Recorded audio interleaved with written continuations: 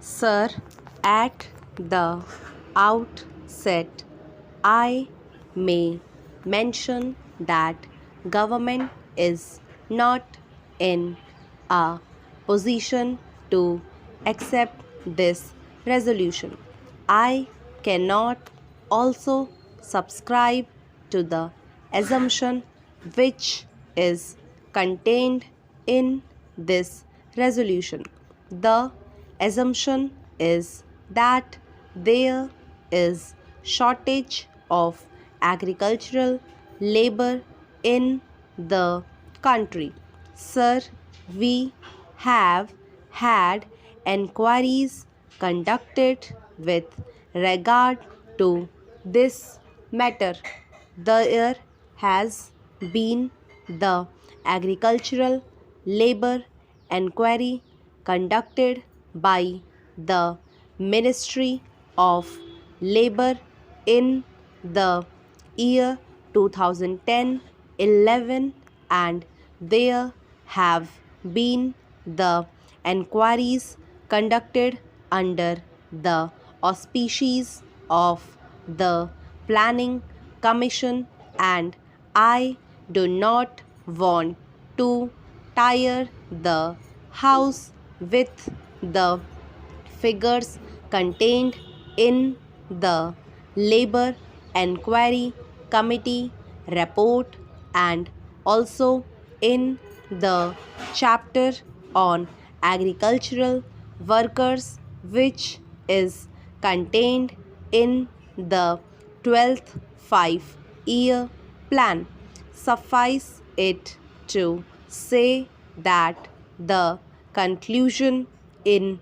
at by the Planning Commission is that about 30% of rural families are agricultural laborers, and according to the Planning Commission, this vast number presents a very serious problem. It is also the conclusion of the Planning Commission that the present agricultural production in the country could be maintained with about 75% of the number of workers now engaged in it.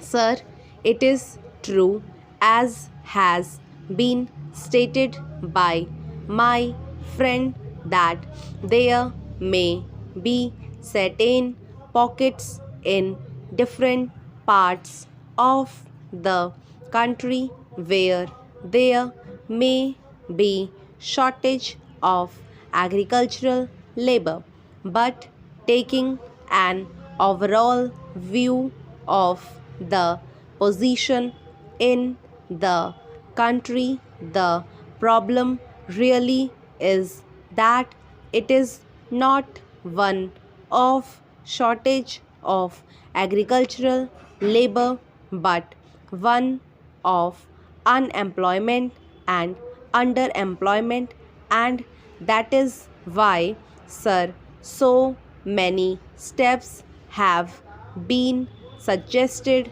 by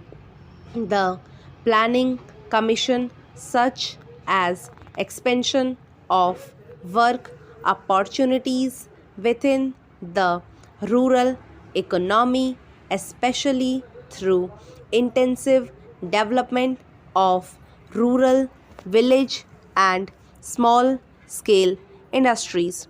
and also adoption of a measure of redistribution of land and provision of educational facilities and concessions to raise their social status and enable agricultural labor to develop greater confidence, initiative, and ability to avail themselves of all economic opportunities.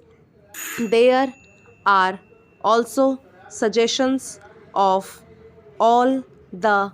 planning commission which require us to improve the living conditions of the agricultural laborers. Sir, with regard to the point that there are certain areas in which there is excess of agricultural labor and certain areas where there is real shortage, I have